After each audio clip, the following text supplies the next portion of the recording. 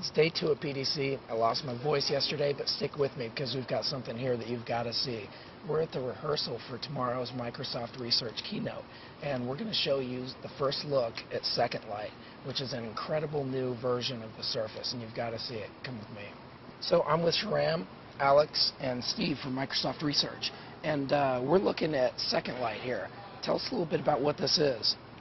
Hi, so it's a new type of surface computing technology, a surface computer with a bit of a twist. So most surface computers, intrinsically the interaction is bound to the surface. With SecondLight, what we're doing is exploring the 3D space above the surface in conjunction with those types of interactions that surface computers afford. So here we have a tabletop configuration. We have a horizontal display that can respond to multiple points of interaction. And we have a projector inside this rig that we've built up, and also a camera, and we're using infrared sensing to actually sense multiple touch points. And we can interact with multiple objects at the same time, as well as interacting with single objects using multi-touch gestures. We've all seen the kind of classic zoom gestures and the rotate. Now, in this example, it would be cool if we could reveal, this is actually a map of Cambridge, it would be cool if we could reveal some of the street names, some of the hidden sort of metadata using a magic lens, for example. Now, with typical surface computers, when you place any sort of diffuse plastic surface like this above the surface, what you'll see is nothing, essentially, because essentially the diffuser is scattering the light that's being projected onto it, and essentially the projection is bound to that surface.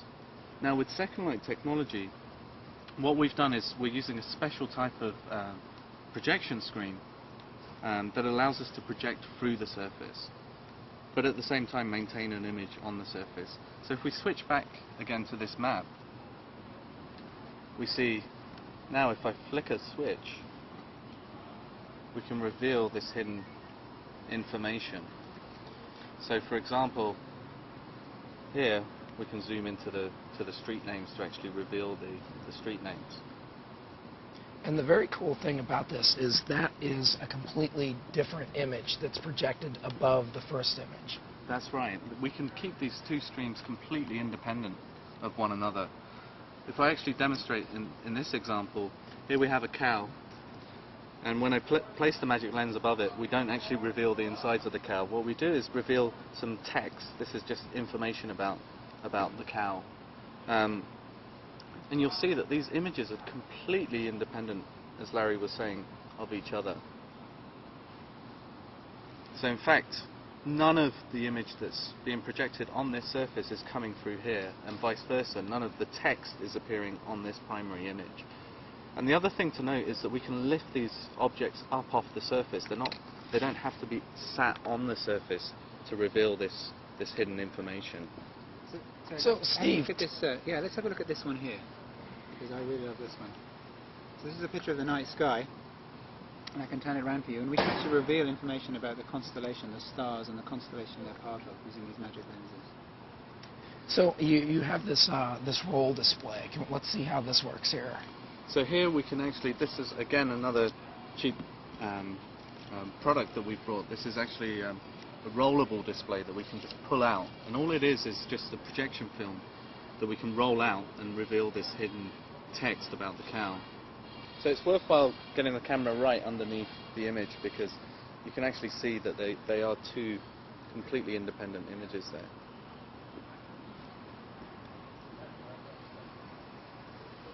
And the real unique bit about this surface is this diffuser. It's a switchable diffuser. It's essentially switching between these two states.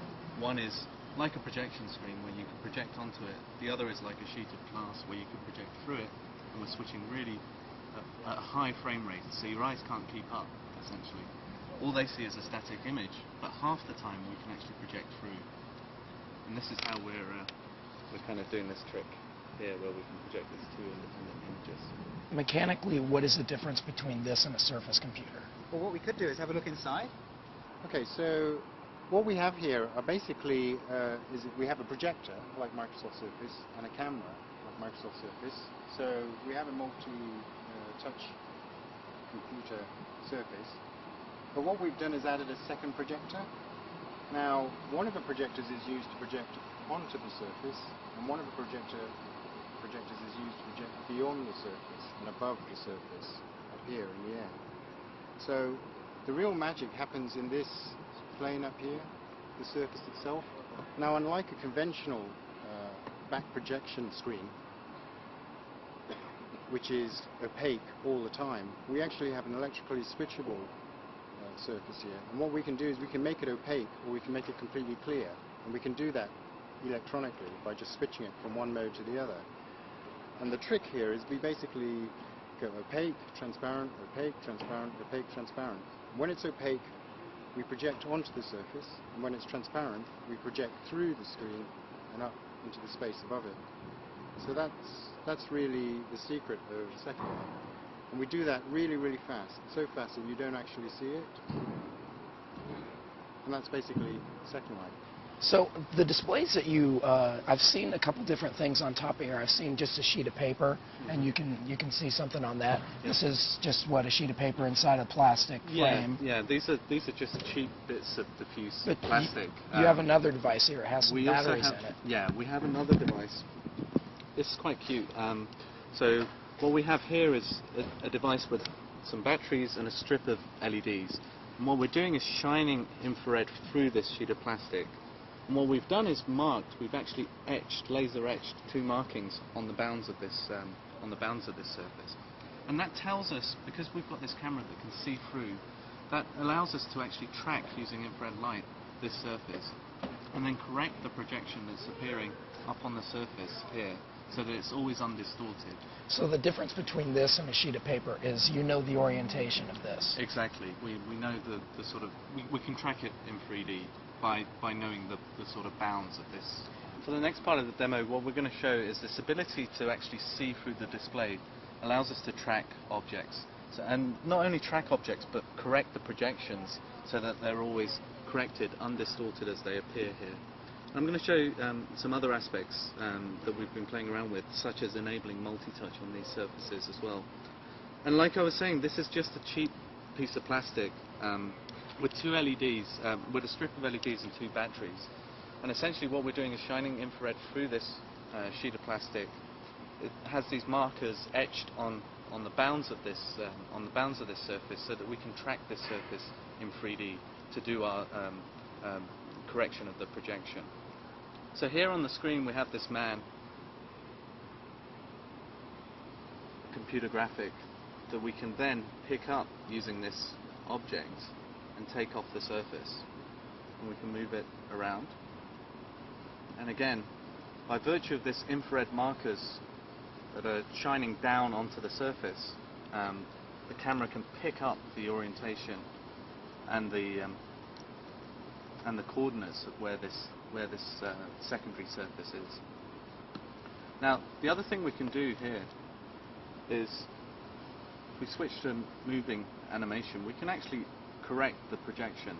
So what you're seeing here is we're undistorting this image so that it appears centered and always corrected, whatever orientation we move to.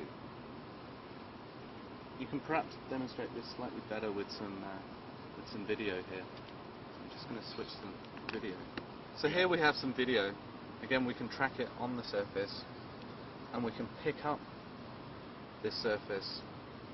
And that's quite an extreme orientation at the moment, and you can still see this video being rendered on the screen. And you can see this on the actual surface, so you can see just how much it's actually compressing that. That's right. So here we've actually enabled this sort of debug view, where you can actually see the image as it's being distorted just before it hits this diffuse surface up here.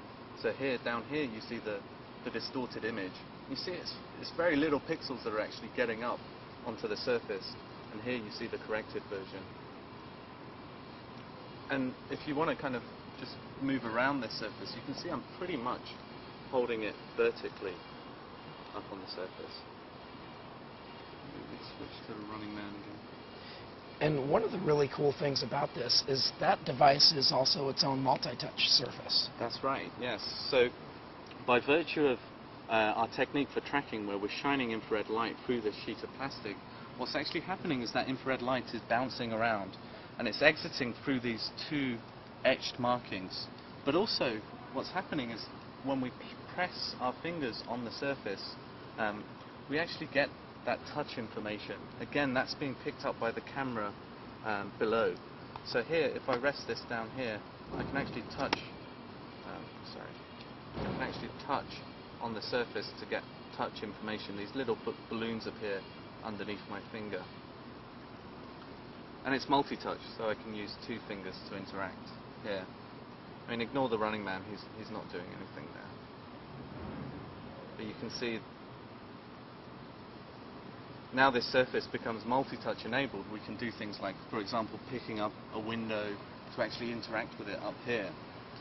And again, this is just a cheap device. You know, it only requires 2 batteries and a LED strip and just, you know, plastic. That's the rest of the device. All the smarts is actually in the surface itself. So the projection and also the camera that's doing the sensing is in the surface itself.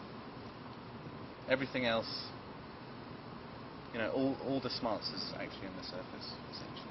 Well, I have to say this is one of the most amazing things that I've seen Microsoft work on. I can't wait to see what's going to come next with this. And thanks so much for showing it to us. No, it's a pleasure. Thank you. Can't wait for the keynote tomorrow. Great, thank you.